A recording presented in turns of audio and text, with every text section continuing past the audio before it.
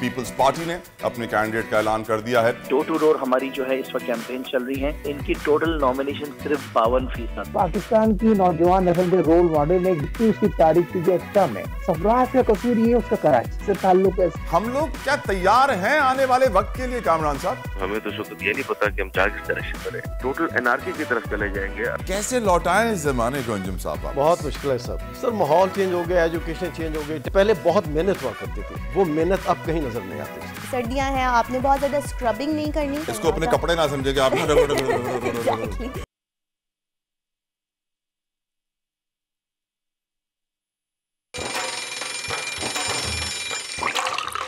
आजकल जिंदगी ही सुबह आउट ऑफ कंट्रोल है, दुनिया बोल है, दुनिया बोल है। बिस्मिल्लाहिर्रहमानिर्रहीम, अस्सलामु अलैकुम। दुनिया बोल है में खुशामदीद। मैं हूं तलहा जतोई। यकीनन आज बहुत इंपॉर्टेंट डे है, 10 जनवरी है। बल्दियाती इंतखाबात में बहुत कम वक्त रह गया है और बहुत सारे और अहम इशूज हैं। PTI के सीनियर रहनुमा खुर्रम शेर जमां साहब हमारे साथ मौजूद होंगे, क्योंकि मेयर कौन होगा कराची का, इसके लिए बड़ी तगोदौ हो रही है, बड़ी जंग हो रही है। उसको तफसीलन डिस्कस करेंगे आज के शो में। लेकिन हमेशा की तरह आज का शो हम शुरू करेंगे कोट ऑफ द डे से। और मेरी ये कोशिश होती है कि कोट ऑफ द डे में हमेशा मैं कोई दीन की बात करूं, अल्लाह की बात करूं, उसके महबूब की बात करूं और उसका पैगाम आप तक पहुंचाऊं। तो बेशक इस बात में कोई शक व शुबा नहीं कि नबी करीम सल्लल्लाहु ताला अलैहि वसल्लम ने फरमाया कि अल्लाह से प्यार करो, वो तुम्हारा राज़िक है। मुझसे प्यार करो अल्लाह की रज़ा के लिए, मिरियाल से प्यार करो मेरी रज़ा के लिए। तो यकीनन हमें सोचना चाहिए कि हमें जब कहते हैं, बड़े बुजुर्ग कहते हैं कि अल्लाह से डरो, तो ये वो डर नहीं है जो किसी इंसान के ऊपर आप बंदूक रखते हैं तो वो डर जाता है। ये वो वाला डर नहीं है। ये वो वाला डर है कि जब आपकी माँ आपसे नाराज़ हो रही होती है और आप सोचते हैं कि यार मेरी माँ मुझसे नाराज़ हो गई तो मेरे लिए कितनी मुश्किलात खड़ी हो जाएंगी, मैं अपनी माँ को नाराज़ ना करूँ क्योंकि मैं प्यार करता हूँ अपनी माँ से, तो इसलिए डरता हूँ। तो अल्लाह ताला से भी ऐसे ही डरें जिस तरह हम अपनी माँ के लिए डरते हैं कि माँ हमसे कभी नाराज़ ना हो, अल्लाह भी हमसे कभी नाराज़ ना हो। और अल्लाह की रज़ा के लिए हमेशा आप याद रखिए कि सल्लल्लाहु अलैहि वसल्लम की शान समझना ज़रूरी है। अगर आपको अल्लाह की शान समझनी है तो उसकी महबूब की शान समझनी है, उसके महबूब की शान समझनी है तो उसकी आल की शान समझनी है। और यकीनन फिर ही हमारे लिए ज़िंदगी की तमाम मुश्किलात आसान हो जाएंगी, क्योंकि आने वाला वक्त बड़ा मुश्किल वक्त है, कड़ा वक्त है। इसलिए बहुत ज़रूरी है कि हम अपने रब को राज़ी रखें।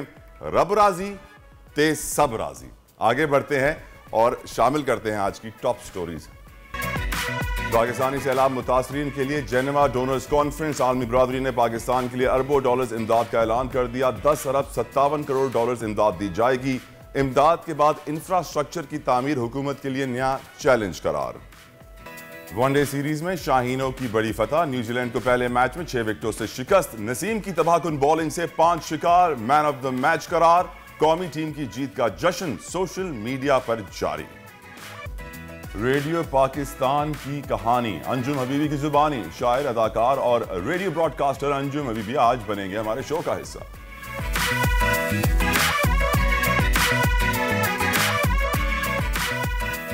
और आर्ट के जरिए मुआशरे की सोच बदलने का काम अपने फन से खवातीन के हुकूक के लिए आवाज बुलंद करने वाले आर्टिस्ट आमिना के फन को मद्दाहों की जानिब से सराहा जाने लगा। ओके जी, हमारी टीम हमेशा आप जानते हैं कि ट्विटर से बड़ा प्यार करती है और ट्विटर के टॉप ट्रेंड्स आपके लिए ले आती है। इनफैक्ट मैं हमेशा कहता हूं कि इंस्टाग्राम, फेसबुक, सोशल मीडिया के दूसरे प्लेटफॉर्म्स भी कवर होने चाहिए। लेकिन इस वक्त जो हमारे पास ट्रेंड है वो कुछ क्लाइमेट चेंज के हवाले से। हम जानते हैं क्लाइमेट चेंज बहुत ज़्यादा थ्रेट है। रिजिलियंट पाकिस्तान, यकीनन रिजिलियंट पाकिस्तान बहुत रिजिलियंट है, हमेशा बर्दाश्त करता है, मुकाबला करता है और क्लाइमेट चेंज का मुकाबला करना बहुत ज़रूरी है। जेनेवा कॉन्फ्रेंस में हमने गुज़िश्ता रोज़ देखा कि वज़ीर आज़म पाकिस्तान अपनी काबीना के साथ मौजूद थे, उन्होंने तकरीरें की और पाकिस्तान का मुद्दा, पाकिस्तान का केस, पाकिस्तान को जो नुकसान हुआ है सैलाब की वजह से, वो तमाम तर चीज़ें दुनिया के सामने बयान की, जिसके बाद इमदाद का सिलसिला शुरू हुआ है। लेकिन मैं फिर ये भी सोचता हूँ कि जब मुल्क में इतनी सैलाब की तबाहकारियाँ हैं, आप किसी मुल्क में जा रहे हैं इमदाद लेने के लिए, तो फिर इतना लाहो लश्कर, इतनी बड़ी काबीना, इतने सारे लोग और सब माशाल्लाह से गुची के जूते, रोलेक्स की घड़ियाँ, तो फिर देने वाला भी सोचता होगा कि यार जो मुझसे मांग रहा है ये खुद तो इतना पैसे वाला है, खुद पैसे नहीं निकाल रहा, अपनी जेब से मुझसे मांग रहा है। आगे बढ़ते हैं। क्रिकेट के दीवाने आप जानते हैं सोशल मीडिया पर कितने। नसीम शाकिब के बारे में बहुत सारे लोग ट्वीट कर रहे हैं। फास्ट बॉलर की तबाहकुन बॉलिंग ने 5 शिकार किए, जिसके बाद वो मैन ऑफ द मैच भी हुए। वनडे क्रिकेट जारी है कराची में, लेकिन at the same time Karachi के लोग बहुत सफ़र कर रहे हैं, मुश्किलात का शिकार है क्योंकि ट्रैफिक जैम है। क्रिकेट के लिए अलग से रूट बनाया जाता है और उसके अलावा भी बड़े तरक्याती काम हो रहे हैं क्योंकि इलेक्शन सर पे खड़ा है, तो इलेक्शन से 1 साल पहले सारे तरक्याती काम इनको याद आ जाते हैं, जिसकी वजह से लोग, लाखों गाड़ियां घंटों ट्रैफिक में फंसी रहती हैं और करोड़ों का पेट्रोल जल जाता है। लेकिन फिर हम ये नहीं सोचते हैं कि यार काश ये पैसा बच जाता, सैलाब मुतासरीन को ही मिल जाता, हमें दुनिया के सामने कटोरा नहीं फैलाना पड़ता, भीख नहीं मांगनी पड़ती। और Pakistan versus New Zealand again the same kind of trend चल रहा है क्योंकि पाकिस्तान की परफॉर्मेंस लोगों को बहुत पसंद आई, लेकिन I still think there is a lot of improvement to be done. What else do we have on Twitter? Nothing, that is it about. यही हमारे प्रोड्यूसर साहब ने निकाले थे आज के ट्रेंड्स, क्रिकेट और रेजिलिएंट पाकिस्तान। लेकिन यकीनन उम्मीद करता हूं कि हम क्रिकेट से आगे बढ़े और हम कभी स्कॉश की बात करें, हम कभी हॉकी की बात करें, हम कभी स्नूकर की बात करें। हम इन खेलों में भी चैंपियंस हुआ करते थे, बट सैडली आज सारा का पैसा, कॉर्पोरेट्स का फंड चला जाता है क्रिकेट को। सिर्फ PSL 400-500 करोड़ खा जाता है। इसकी वजह से अब हमारे पास कोई और खेल जिंदा नहीं रहा है, सिर्फ क्रिकेट क्रिकेट क्रिकेट हो रही है। आगे बढ़ते हैं, सियासत की बात करते हैं, मुल्क की बात करते हैं, माशरे की बात करते हैं। कराची और हैदराबाद में हम जानते हैं बल्दियाती इंतखाबात 15 जनवरी को होने जा रहे हैं। पीपल्स पार्टी ने अपने कैंडिडेट का ऐलान कर दिया है। सईद गनी खासखेली साहब जो हैं पीपल्स पार्टी के कैंडिडेट होंगे, जबकि हम जानते हैं कि हाफिज नईमुर रहमान जमात इस्लामी के कैंडिडेट हैं। लेकिन मुझे अभी तक PTI का कैंडिडेट नज़र नहीं आ रहा, जिसकी वजह से बहुत सारे सवाल खड़े होते हैं। और कराची से ही आपका ताल्लुक है। खुर्रम शेर ज़मान MPA हैं PTI के। Thank you so very much sir for giving us your time. Khurram साहब ये बताइए, इस वक्त इन बल्दियाती इंतखाबात को PTI कैसे देख रही है? क्या वजह है कि मेयर का कैंडिडेट अभी तक आपकी जानिब से सामने नहीं आया? सर खुर्रम साहब, can you hear me? Right, हम अपना वापस कर रहे हैं उनसे रब्ता, लेकिन यकीनन ये सवाल बहुत इंपॉर्टेंट है क्योंकि हम जानते हैं कि इस वक्त अगर कैंडिडेट्स का मुकाबला हो तो हाफिज साहब जो जमात इस्लामी के कैंडिडेट हैं उनसे ऊपर इस पर कोई नज़र नहीं आ रहा। उन्होंने जिस तरीके से कैंपेनिंग की है, कंटिन्यूस कैंपेनिंग की है, 3-4 महीनों से इलेक्शन डिले हो रहा था, तो हुआ ये कि जितनी भी रिसोर्सेज थी मुख्तलिफ कैंडिडेट्स के पास, एक हद तक ही पैसे होते हैं इलेक्शन पर लगाने के लिए, तमाम तर वो ख़त्म हो जाते हैं। अब 3 महीने डिले हो गया तो अंदाज़ा कीजिए 3 गुना उन्होंने खर्चा कर दिया। अब इलेक्शन सर पे आ गया, हर कोई कह रहा है भाई अब खर्चे की गुंजाइश नहीं है, बहुत मुश्किल है, क्योंकि इलेक्शन पाकिस्तान में देखा यही गया है कि ये मनूवर करना उसको बहुत आसान होता है, ताकत का इस्तेमाल किया जाता है, कहीं कायदे आज़म का इस्तेमाल किया जाता है, कहीं हॉर्स ट्रेडिंग होती है, सेनेट के इलेक्शन से लेके नीचे लोकल बॉडीज़ के इलेक्शन तक, तमाम तरह इलेक्शंस में हम ऐसी बातें सुनते हैं, ऐसी खबरें सामने आती हैं और उनके बारे में कुछ किया नहीं जाता है, खामोश तमाशाई बनकर एक कान से डाल के दूसरे कान से निकाल दिया जाता है। खुर्रम शेर ज़मान साहब, thank you so very much, आपने अपना कीमती वक्त हमें दिया। सर ये बताइए, कौन है PTI का मेयर का कैंडिडेट? क्योंकि हम देख रहे हैं पीपल्स पार्टी ने भी अपने कैंडिडेट का ऐलान कर दिया है, जमात इस्लामी ने भी कर दिया है, PTI की जानिब से नहीं आया, क्यों सर? अच्छा, मैं सबसे पहले आपकी तारीफ करूंगा कि आपने अपने शो स्टार्ट करने से पहले अल्लाह और रसूल की बात की। थैंक यू सर, खुशी हुई। थैंक यू अच्छा सर जी, दूसरी चीज ये है कि बिल्कुल PTI ने अपना कैंडिडेट फाइनल कर दिया, इमरान खान साहब ने नाम फाइनलाइज कर दिया है। अब अनाउंसमेंट रह गई है, अब इसके बारे में मैं आपको कुछ कह नहीं सकता हूँ कि कब तक होगी, लेकिन फाइनलाइज कैंडिडेट हो चुका है। पार्टी शायद बेहतर समझती है इस बात को कि इस वक्त अनाउंस करना बेहतर नहीं रहेगा और रिजल्ट के बाद अनाउंस किया कितना चैलेंजिंग है सर आपके लिए इलेक्शंस? नहीं, देखें, हम बड़ा कॉन्फिडेंट है इस वक्त, क्योंकि आप इस बात को जानते हैं कि कराची शहर पूरा इमरान खान के साथ है। इनफैक्ट पूरे पाकिस्तान में जो शहर सबसे ज्यादा रिस्पॉन्स करता है इमरान खान को, वो कराची शहर है। और सबसे बड़ी बात इसके अंदर ये है कि इस वक्त कराची शहर में 26 MPs मौजूद हैं रिजर्व सीट्स के साथ। उसके अलावा हमारे MNAs मौजूद हैं, हमारी तंजीम ब्लॉक लेवल तक पहुंच चुकी है और डोर टू डोर हमारी जो है इस वक्त कैंपेन चल रही है और डिजिटल एक कैंपेन भी हमारी चल रही है। और मैं इस बात पे बड़ा यकीन रखता हूँ कि 15 जनवरी को जो इलेक्शंस होंगे इसमें मेयर PTI का आएगा, कराची से इमरान खान का आएगा। और इस सिलसिले में आज या कल मेरे ख्याल से इमरान खान साहब का एक बयान भी आ जाएगा, एक वीडियो बयान भी आएगा कराची आइट्स के लिए। और देखिए, मैं आपको सबसे बड़ी बात बताऊं, इम्पॉर्टेंट चीज़ ये है कि वो सारी सियासी जमातें इस वक्त जो मैदान में हैं कि वो हैं जो कि पास्ट में नाकाम हो चुकी हैं, वो डिलीवर नहीं कर सकी हैं। पीपल्स पार्टी ने पूरी कोशिश की इलेक्शन से भागने के लिए, इनके साथ इनके इत्तेहादियों ने पूरी कोशिश की भागने के लिए, लेकिन अल्हम्दुलिल्लाह अदालतें मौजूद हैं जिनका प्रेशर इलेक्शन कमीशन के ऊपर था, जिसकी बुनियाद के ऊपर इन्होंने अनाउंस कर दिया कि इलेक्शन 15 तारीख को हो रहे हैं। 15 जनवरी का इलेक्शन तमाम सियासी जमातों के लिए पाकिस्तान तहरीक इंसाफ जो है उनकी सियासत के ताबूत के अंदर एक आखिरी कील साबित होगा। ये मैं आपको बहुत यकीन से बता रहा हूँ, आप इसको लिख सकते हैं। मेजॉरिटी ऑफ द टाउन्स के अंदर Pakistan Tehreek Insaf on the basis of free and fair election जो है वो कामयाबी हासिल करेगी। 2018 के जब इलेक्शन हुए थे, इमरान खान साहब ने अपने जलसों में कहा था कि अगर फ्री एंड फेयर इलेक्शन होंगे तो हम कामयाब होंगे। अब मैं आखिर में आपको एक बात बताना चाहता हूँ कि इस वक्त इनके 3 प्लान हैं, plan A, plan B and plan C. Plan A इनका ये था कि ये इलेक्शन को जो है पोस्टपोन कराएंगे। प्लान इनका बी ये है कि ये बाइकआउट करेंगे। अब ये पोस्टपोन भी नहीं हुआ, अगर ये बाइकआउट नहीं करेंगे तो इनका प्लान सी है ये है कि इलेक्शन में दबा के रिगिंग करेंगे, ठप्पे मारेंगे, अपने पुराने अंदाज में इलेक्शन चलाएंगे। इसी वजह से हमारी ये डिमांड है कि इलेक्शंस के पोलिंग स्टेशन के अंदर और बाहर अफवाज पाकिस्तान खड़ी हो, रेंजर्स खड़ी हो, जिस तरह फ्री एंड फेयर इलेक्शन 2018 में हुए थे उसी तरीके से इलेक्शन जो है वापस कराए जाए। उस सूरत के ऊपर जो है शहर में अमन भी रहेगा, शहर को एक ऐसी सियासी जमात मिलेगी जिसको आवाम चाहती है। फिर आवाम जिम्मेदार है उनको चुनने के बाद। अगर आपने ठप्पे लगा के रेगिंग करके अपना मैंडेट लेकर आना है तो फिर बहुत अफसोस की बात होगी। आखिर में सिर्फ इतना बताना चाहूंगा कि एमक्यूएम जो भागना चाह रही है और सब इकट्ठा भी हो रही है, इनकी टोटल नॉमिनेशन सिर्फ 52% है, 52%। तहरीक इंसाफ ने 246 यूसीज में से 241 यूनियन काउंसिल्स में अपने कैंडिडेट खड़े किए हुए। नंबर 1 नॉमिनेशन है पीटीआई की और एमक्यूएम की 4th पोजीशन है। और इनके साथ जो इनके पीपल्स पार्टी इत्तेहादी है वो तो आप जानते हैं अच्छी तरह कि उन्होंने पिछले 15 साल में शहर का जो हाल किया, उनको वोट कौन देगा? खुर्रम साहब, जो आपने प्लान सी बताया ना, उसके तो यकीनन बहुत ज्यादा आसार हैं। हमेशा से हम देखते आए हैं कि कोई ना कोई जो भी जिसके पास जितनी ताकत होती है वो उस ताकत को इस्तेमाल करके अपने फेवर में फैसला लाने की कोशिश करता है इलेक्शन में। अब जो कुव्वतें हैं, जो ताकतें हैं, क्योंकि इस वक्त भी अगर आप सोशल मीडिया खोलें सर तो नज़र यही आता है कि हर जगह यही चल रहा है कि वो कुव्वतें हरकत में हैं, कुछ हो रहा है, एमक्यूएम वाले जुड़ रहे हैं, सारे धड़े बराबर हो रहे हैं। आपकी नज़र में कुछ मनूवरेबिलिटी नज़र आ रही है आपको? कुछ गेम खेली जा रही है इस इलेक्शन को कंट्रोल करने के लिए? देखें, जिसको जो कहना है वो कहे। मेरा इस बात पे बहुत यकीन है कि हमारी अफवाज पाकिस्तान हमारी इस्टेब्लिशमेंट इस मुल्क के लिए, इस मुल्क की खातिर है। मैं इस बात पे यकीन रखता हूँ कि जो नया निज़ाम आया है वो पाकिस्तान के लिए आया है, वो पाकिस्तान की बेहतरी के लिए आया है। पाकिस्तान के अंदर कोई भी ऐसा गलत काम वो नहीं होने देंगे। देखें, इनका तो और कोई चारा नहीं रहा इकट्ठा होने का। जेब खाली थे, कुछ था नहीं इनको करने को। अब इन्होंने इकट्ठा ही होना था। मैं आपको छोटा सा एग्जाम्पल दे रहा हूँ अपनी बात खत्म करते हुए कि लास्ट बाई इलेक्शन जो कराची के अंदर हुआ, जो महमूद मौलवी साहब जीते हैं, उसमें एमक्यूएम पाकिस्तान और पीएसपी इन तीनों पार्टी के वोट मिला के बिना महमूद मौलवी के वोट उनसे ज्यादा हुआ।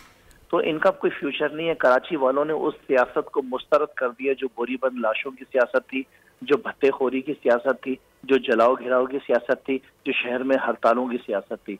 आज कराची शहर रोशनियों का शहर जो है, अगर आपको उसको वापस मुजरिमों के शहर में तब्दील करना है तो फिर फैसला आपका है। फिर तो आप देखें कि जिस तरह शहर में आज लूटमार चल रही है, जिस तरीके से आटे के लिए लोग एक दूसरे की गले दबा रहे हैं, लोग मर रहे हैं, फिर तो आपके हाथ से ये मामला निकल जाएंगे, कैओस होगा। मैं आपको एक बात और बता दूं कि हम खामोश नहीं बैठेंगे, हम लड़ेंगे, हम झगड़ेंगे। इलेक्शन वाले दिन अगर इलेक्शन के पोलिंग स्टेशन में रिगिंग होगी, हमारी जान जाएगी तो जाए, हम उस पोलिंग स्टेशन में धांधली नहीं होने देंगे, ना खुद करेंगे ना किसी को करने देंगे। सोच लिया जाए कि किसके क्या प्लान्स हैं। अगर इनको खुली छूट देगी तो अल्लाह ने हाथ हमें भी दिए हैं। अगर उनके पास बंदूक होगी तो हम बगैर हैदराबाद के अंदर भी ऐसे ही होगा जैसे कराची में होगा। देखें, इस वक्त तो बड़ा साफ मेरी सोच है कि इस वक्त आपके जितने भी पोलिंग स्टेशन है सारे हसास हैं, चाहे कराची हो चाहे हैदराबाद हो। ये सियासी जमातें मुस्तरद हो गई हैं, लोगों की चीखें निकाल दी हैं इन्होंने। पेट्रोल हो, डीजल हो, बिजली हो, गैस हो, मुर्गी हो, सब्जी हो, गोश्त हो, आटा हो, लोगों ने तौबा करी है। हुकूमत के पास इलेक्शन के पैसे नहीं है। किनके पास? इलेक्शन कराने के पैसे भी नहीं बचे अब तो।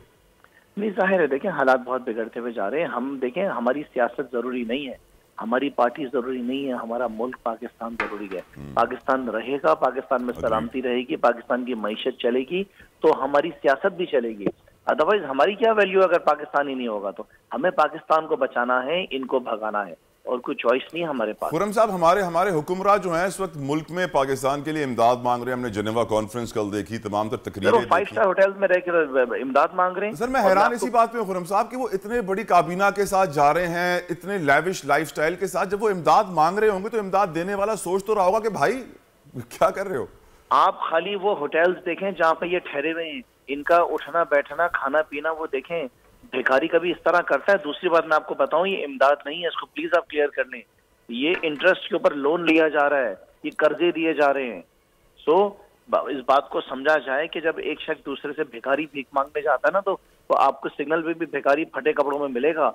ये तो ब्रांडेड कपड़े पहन के, ब्रांडेड वॉचेस पहन के, ब्रांडेड शूज एंड सूट्स पहन के और 5 स्टार होटल्स में रह के इतनी लंबी काबीना लेके जाके भीख मांग रहे हैं। ये किस किस्म के भिखारी हैं? भीख देने वाला भी कहेगा। लिहाजा देखिए, मुल्क को बहुत बुरी पोजीशन पे लाके इन्होंने खड़ा कर दिया है। इमरान खान देखें, वाहिद शख्स है जो मुल्क को बचा सकता है। Not because he is my leader, not because कि वो मेरा मैं उसको चाहता हूँ। रीजन ये है कि उसने साबित किया है, पूरी दुनिया नीचे जा रही थी कोविड के अंदर, पूरी दुनिया। इमरान खान पाकिस्तान को ऊपर लेके जा रहा था, दुनिया हैरान। आप मुझे बताएं, माइक्रोसॉफ्ट का जो है फाउंडर यहाँ पर आया, वो पूछ रहा है इमरान खान से कि भाई आपके दिमाग में आया कैसे कि आपने लॉकडाउन नहीं करना है? आप पाकिस्तान को आगे लेकर कैसे गए? आपके मेरे जिस्म में इस वक्त जो कोविड की वैक्सीन है वो इमरान खान की दीवी है, वो पीडीएम की दीवी नहीं है। यहाँ तो कुत्ता अगर हमें कराची में काट जाए तो रेबीज की वैक्सीन नहीं है। तो अल्लाह ताला ने हमें एक ये तोहफा दिया है, इसको हमने संभालना है, इसको बचाना है, इसको मुल्क की क़यादत की कुर्सी के ऊपर ला के बैठाना है। खुर्रम साहब, आखिरी सवाल खुर्रम साहब, सवाल मेरा यह है कि कुछ मेरे ज़राए तस्दीक करते हैं कि अब इमरान खान साहब को, कप्तान को, वजीर आजम बनने का शौक इतना नहीं है जितना मुल्क बदलने का शौक हो गया। वो कहते हैं कि भले मुझे वजीर आजम ना बनाओ लेकिन मैं मुल्क को अब बदल के छोड़ूंगा। वुड यू, आप तस्दीक करेंगे सर? देखिए, इमरान खान साहब से मेरी 4 दिन पहले भी मुलाकात हुई थी, बहुत डिटेल में, बहुत अच्छी मुलाकात हुई, बहुत ज्यादा फिक्रमंद है। उन्होंने मेरे सामने 10-12 कदम चले, जब वो बैठ के थोड़ा सा तकलीफ महसूस कर रहे थे, वो तकलीफ में वॉक कर रहा था शख्स। पैर में 3 गोलियां लगी हैं, आप अंदाजा लगाएं। वो शख्स दिन में 15 से 20 मीटिंग्स कर रहा है रोजाना बैठकर, जो है अपने मुल्क की खातिर, अपनी जात की खातिर नहीं। उसकी फैक्ट्रीज नहीं है, उसकी मिल्स नहीं है, उसकी इंग्लैंड में, यूएस में, दुबई में प्रॉपर्टीज नहीं है। क्या उसे कुर्सी का शौक है सर? सॉरी, क्या कुर्सी की लालच है यहाँ पे? नहीं, मुल्क की लालच है। इमरान खान को मुल्क की लालच है, इमरान खान को मुल्क को बचाने की लालच है, इमरान खान को पाकिस्तानियों को बेहतर जिंदगी देने की लालच है, इमरान खान को पाकिस्तानियों को बेहतर मुस्तकबिल देने की लालच है। बहुत बहुत शुक्रिया, बहुत बहुत शुक्रिया खुर्रम शेर ज़मान साहब। पीटर रहनुमा हमारे साथ मौजूद थे, बड़े ऑप्टिमिस्टिक नजर आए, पुर उम्मीद नजर आए कि वो आने वाले बल्दियाती इलेक्शन में क्लीन स्वीप करेंगे। 3 प्लान उन्होंने कहा कि इस वक्त अपोजिशन के पास है। प्लान ए था पोस्टपोन करना इलेक्शन, प्लान बी था बॉयकॉट करना और प्लान सी था रिगिंग करना। लेकिन उनको उम्मीद है कि मुल्क में इस दफा वो नहीं होगा जो हमेशा होता आया, रिगिंग का सिलसिला बंद होगा और साफ शफाफ इलेक्शंस होंगे, इदारे अपना किरदार अदा करेंगे। और जो वो बात कर रहे थे कि जो हमारे हुक्मरान दुनिया में पैसे मांगते फिर रहे हैं पाकिस्तान के लिए, सैलाब मुतासरीन के लिए, उनका अपना स्टाइल देखिए, उनका अपना, उनके शशके देखिए, तो आपको अंदाजा हो जाएगा कि यार देने वाला भी सोचता होगा कि मैं किसको दे रहा हूँ, क्यों दे रहा हूँ, और बहुत सारे सवालात उठाता होगा कि कहाँ जाएंगे मेरे पैसे। आगे बढ़ते हैं, बात करते हैं उस खेल की जिसका जुनून हमारी कौम को है, दैट इज क्रिकेट। एंड हम जानते हैं कि इस जुनून में हम दीवाने हैं। इस तरह ट्विटर पे ट्रेंड्स चल रहे थे नसीम शाह की परफॉर्मेंस के ऊपर, क्योंकि हम टेस्ट मैच की इतने सारे मैचेस हारने के बाद, इंग्लैंड से भी हारे, न्यूजीलैंड से ड्रॉ हो गए, हारे नहीं लेकिन वो हार जैसे ही थे, तो उसके बाद लग ही रहा था कि शायद हम नहीं जीतेंगे। लेकिन वनडे की टीम जीत गई पहला मैच, बड़े खुश हुए हैं, मुबारक हो पूरी कौम को। क्रिकेट एक्सपर्ट साजिद खान हमारे साथ मौजूद हैं, उनसे मजीद बात करेंगे। साजिद साहब, thank you so very much for giving us your time, आपने अपना कीमती वक्त हमें दिया। आपको कैसा लगा मैच, वनडे स्क्वाड की आपको टीम वर्क कैसा लगा, वर दे कनेक्टेड, आपने क्या, आपकी क्या फाइंडिंग्स हैं साजिद साहब?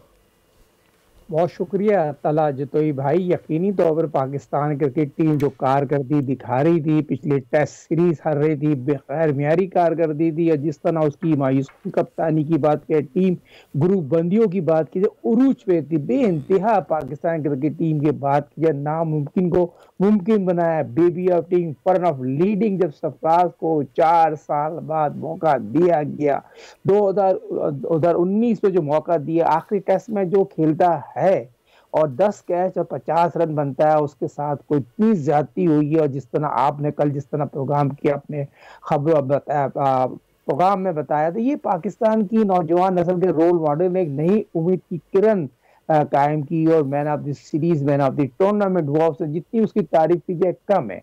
और जिस तरह पाकिस्तान के पास अगर नौजवान नस्ल का पीछे आगे जाने को कहते हैं, सरफराज का रोल मॉडल है। और जिस तरह सरफराज ने सेंचुरी बनाई और 350 रन बनाए, ये तो बहुत ही पॉजिटिव, मगर पाकिस्तान क्रिकेट टीम में तला भाई ग्रुप बंदी इंतहा पर है। शान मसूद वाइस कप्तान बना दिए जाते हैं।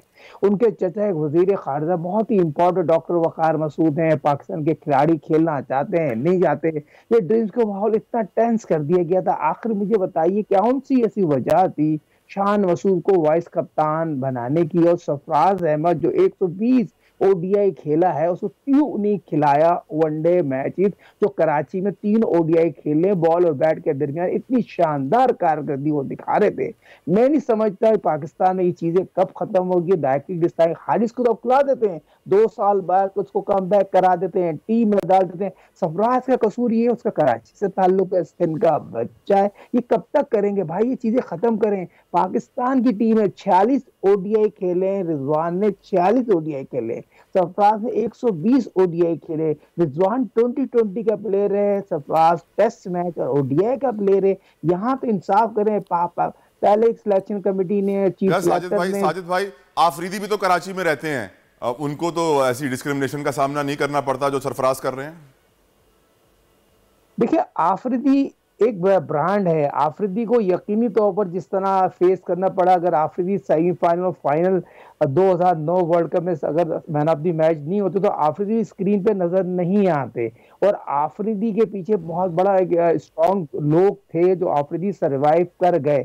और सरफराज तो जिस तरह उसने काम किए, जो चुप रह के क्रिकेट में काम किए। आप मुझे बताइए, शायद आफरीदी कह रहे हैं रिजवान नंबर 1 विकेट कीपर है, आप मुझे बताएं नंबर 1 विकेट कीपर तो उस वक्त फेल हो गया जब सरफराज ने आउटस्टैंडिंग कारकर्दगी हिस्ट्री बना दी पाकिस्तान की। तो ओडीआई में हक उसका है, रिजवान का है। रिजवान की ओडीआई में कारकर्दगी थी नहीं, फिर आप हारिस को खिला रहे हैं। तो आप मुझे बताइए, रिजवान भी खेल सकता है, सरफराज भी खेल सकता है। सवाल ये पैदा होता है, आपने टीम के लिए सोचिए, 2023 वर्ल्ड कप आपने इंडिया में जाके खेलना है, एक सीनियर मिडिल ऑर्डर और टीम में स्कोर जानता है, उसको लेके चलना चाहिए। मगर यहाँ पर ग्रुप बंदी है इंतहा है। कब तक ये ग्रुप बंदी होगी? अगर नए चेयरमैन साहब आए उनसे मैं रिक्वेस्ट करूंगा, खुदा के वास्ते तीनों फॉरवर्ड कैप्टन अब सरफराज को दोबारा बनाए, आपकी टीम में जाने। रिजवान एक ग्रेट बैट्समैन है, वर्ल्ड क्लास बैट्समैन है, बहुत खुशनसीब हमारे मुल्क में बाबर रिजवान जैसे बैट्समैन है। मगर ग्रुप बंदियां ना करो, टीम के साथ ज्यादतियां ना करो। एक टीम के साथ ज्यादती है। आमीन। साजिद साहब, मुझे ब्रेक के लिए कहा जा रहा है। Thank you so very much for giving us your pressure. उम्मीद करते हैं कि वो वक्त आएगा कि जब कराची के खिलाड़ियों के साथ ये तफरीक नहीं की जाएगी जो सरफराज के साथ की जा रही है। Please stop this discrimination. Cricket को तो बख्श दें। ब्रेक लेते हैं। आजकल जिंदगी ही सुबह आउट ऑफ कंट्रोल है, दुनिया बोल है, दुनिया बोल है।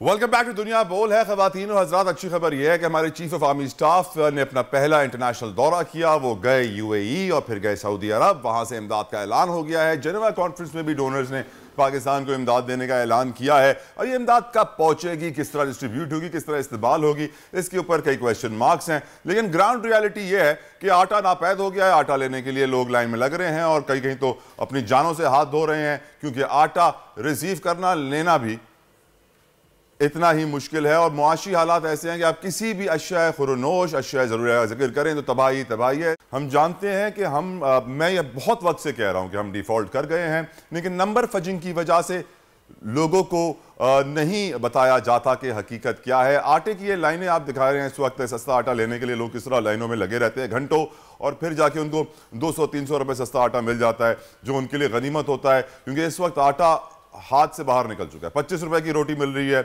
और न सिर्फ आटा, अगर आप बात करें घी की तो बनास्पति एसोसिएशन अलग रो रही है कि रोकें, इस कीमतों को कंट्रोल करें। हम जानते हैं पोल्ट्री एसोसिएशन को तबाह किया गया, उनका माल रोक दिया गया। पोर्ट पे $4 लाख उन्होंने दिन का भरा है डैमरेज की मद में। अरबों डॉलर दिए जा रहे हैं पोर्ट्स को, डैमरेज की मद को, दुनिया भर की शिपिंग कंपनीज को। लेकिन यह नहीं सोचा जा रहा कि पाकिस्तान का नुकसान कितना हो रहा है, पाकिस्तानियों का नुकसान कितना हो रहा है। हमने कोई भी चीज पाकिस्तान में बनाना अब छोड़ दी है, हम हर चीज इंपोर्ट करना चाहते हैं। हाँ, यहां तक कि हमारे मुल्क में लस्सी की बोतल भी ईरान से आती है। और स्मगलिंग की बात की जाए तो स्मगलिंग बेपनाह है, कोई रोक टोक नहीं है। तो मुआशी हालात तबाही के दहाने पर इसलिए हैं कि हुक्मरान पॉलिसियां बनाने में फेल हो चुके हैं। न सिर्फ पॉलिसियां बनाने में, जो पॉलिसियां पहले से बनी हुई हैं उन पर अमल दरामद भी होना नामुमकिन है। वजह एक ही है, करप्शन, लूट खसूट, धोखेबाजी, दो नंबरी, शॉर्टकट, रातों रात रईस बनना है। जिस तरह हम जानते हैं कि हमारे यहाँ सरकारी ऑफिसर, सिंध के स्पेशली सरकारी ऑफिसर बैंक से 300 करोड़ रुपए कैश निकालकर आज़रबाईजान बाकू शिफ्ट हो जाते हैं और हमारे हुक्मरान शक्ल देखते रह जाते हैं।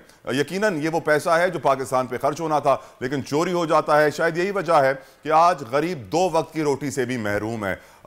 यकीनन अगर अब भी हम नहीं उठे और हमने होश के नाखून नहीं लिए तो बहुत देर हो जाएगी और फिर हम कुछ भी नहीं कर पाएंगे। पाकिस्तान नाकाबिले तलाफी नुकसान उठाएगा। ये सोचने की जरूरत है कि जब मुल्क में दहशतगर्दी की लहर आई थी तो नेशनल एक्शन प्लान बना था, मुआशी तबाही हो चुकी है, मईशत तितर बितर हो चुकी है, टुकड़े टुकड़े हो चुकी है, लेकिन नेशनल इकोनॉमिक प्लान नहीं बनाया जा रहा।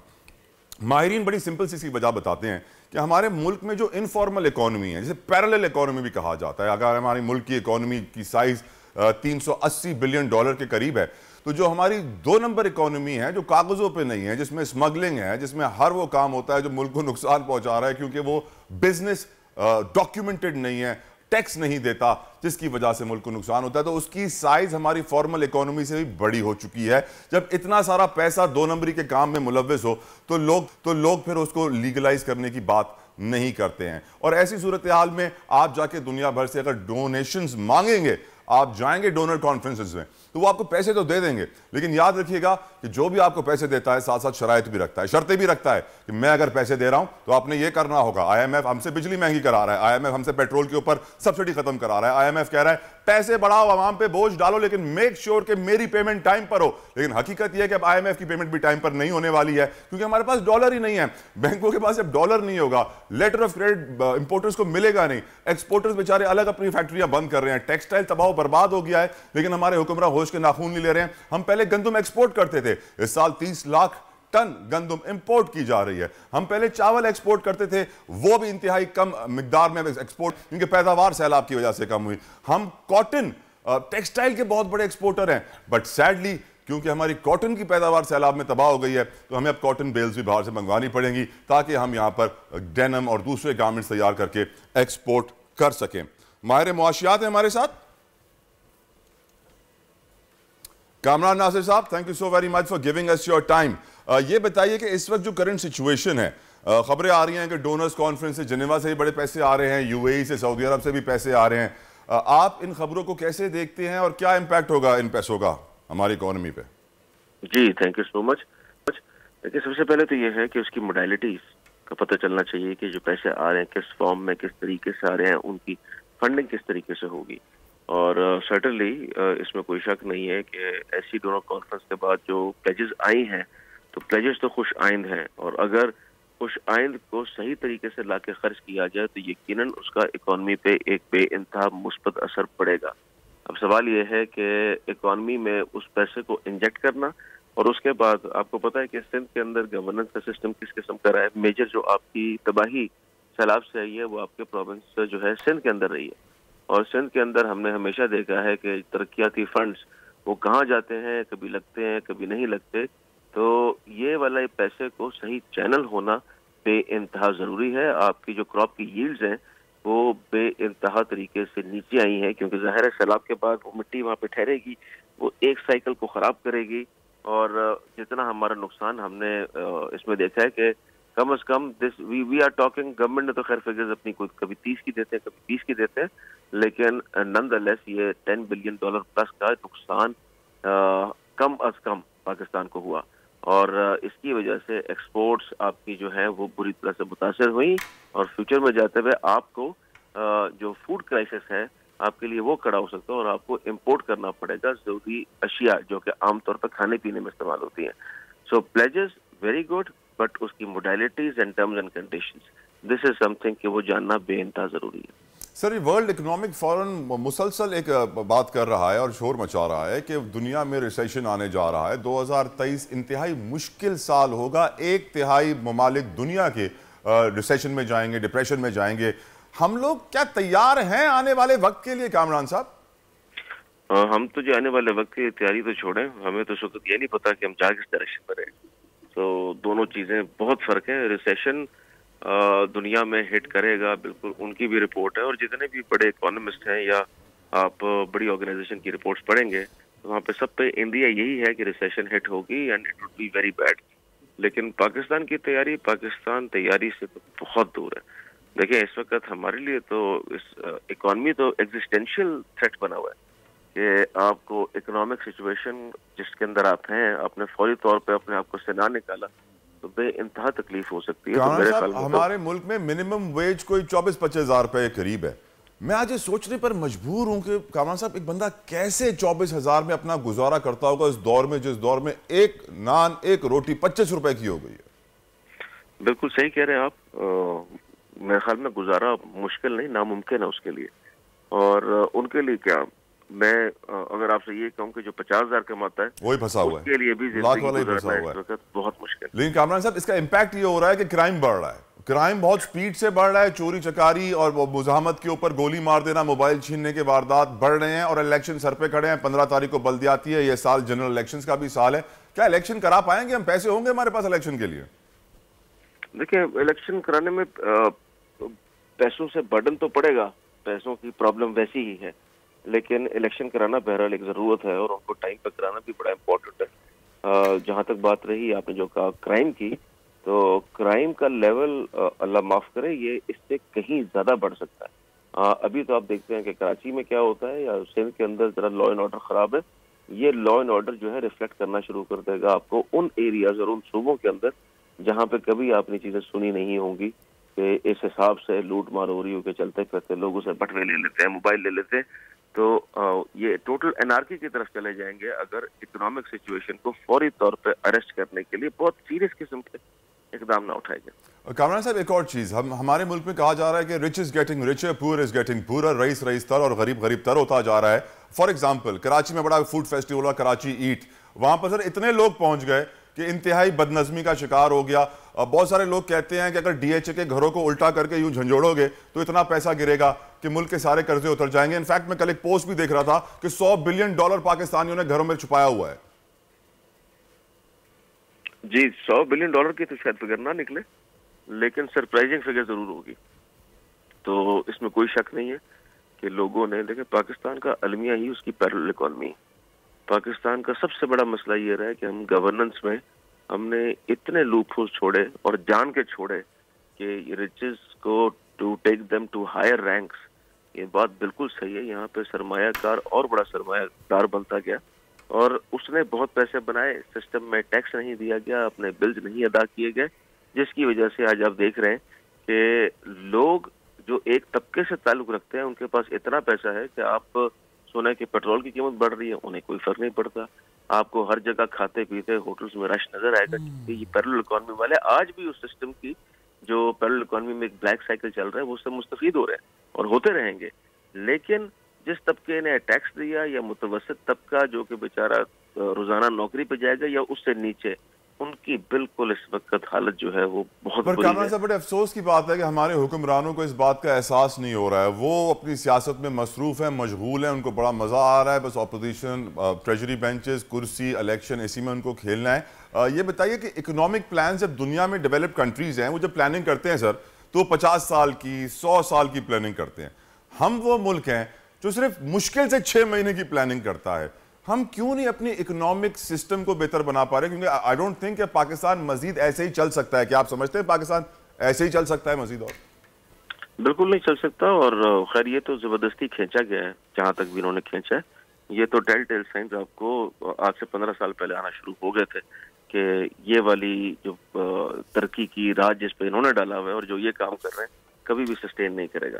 देखें, ये बड़ा इंपॉर्टेंट है कि पॉलिसी की आपने बात की, 50 साल, 40 साल, 30 साल, वो मुल्क तरक्की करते हैं जहां इन्वेस्टर को ये पता होता है या सरमायाकार को या कारोबारी को कि ये कंसिस्टेंसी होगी पॉलिसीज की।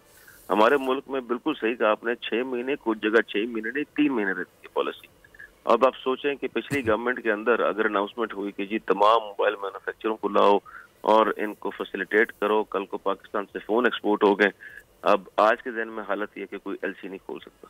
तो पॉलिसी के अंदर कंप्लीट एक शिफ्ट नजर आया। शिफ्ट की वजह ये जाहिर है कि इकोनॉमिक मैनेजमेंट वो इतनी खौफनाक रही कि बिल्कुल टाइमली कोई डिसीजन नहीं ली गई और आज नतीजा ये है कि आप एलसी खुलवाने से तंग हैं और जितने भी इंपोर्ट डिपेंडेंट बिजनेस जो अब एस्टेब्लिश हो गए हैं, लेकिन अब उनकी सर्वाइवल भी प्रॉब्लम में है। सो आई थिंक कि जो पॉलिसी मेकिंग होती है उसमें तमाम पॉलिटिकल पार्टीज की बाय इन एक ब्रॉड मैक्रो लेवल पे होनी चाहिए।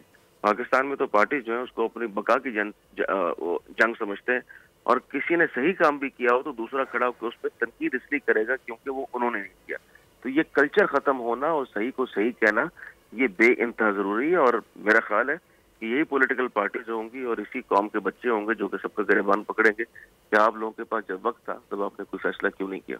बिल्कुल सही कह रहे हैं कामरान नासिर साहब। Thank you so very much sir for giving us your precious time in break. वो वक्त आए कि जब अवाम हुक्मरानों का गिरबान पकड़ें और पूछें कि अब कितना और ऐसे ही चलते रहें, क्योंकि अब मुल्क मजीद नुकसान का मुतहम्मिल नहीं हो सकता है, क्योंकि गरीब 2 वक्त की रोटी से भी महरूम हो चुका है। ब्रेक लेते हैं, प्रोग्राम जारी रहेगा। आजकल जिंदगी ही सुबह आउट ऑफ कंट्रोल है, दुनिया बोल है, तेरी दुनिया बोल है।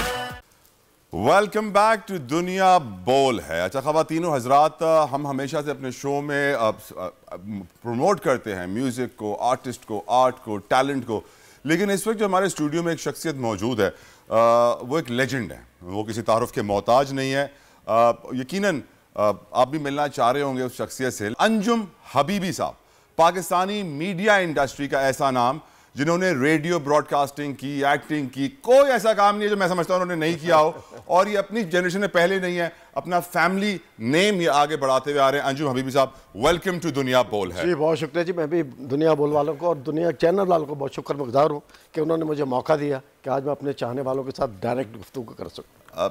कौन सा पेशा आपको अपना सबसे पसंदीदा था, ब्रॉडकास्टर का या कोई और? कभी भी नहीं था सर, कभी सोचा भी नहीं था, लेकिन कहते हैं ना कि आर्टिस्ट या होता है या नहीं होता है। जी जी। तो इस सिलसिले में मुझे बहुत बाद में पता लगा, शायद आई थिंक मैंने जॉब भी कर ली थी स्टेट बैंक पे, उसके बाद मुझे इल्म हुआ, मुझे मालूम हुआ कि मेरे अंदर टैलेंट है जो कि आगे जाना चाहिए। लेकिन ज़िंदगी में मैंने कभी नहीं सोचा था कि मैं इधर आऊँगा और ऐसे काम जो भी मिल रहे हैं वो करूँगा।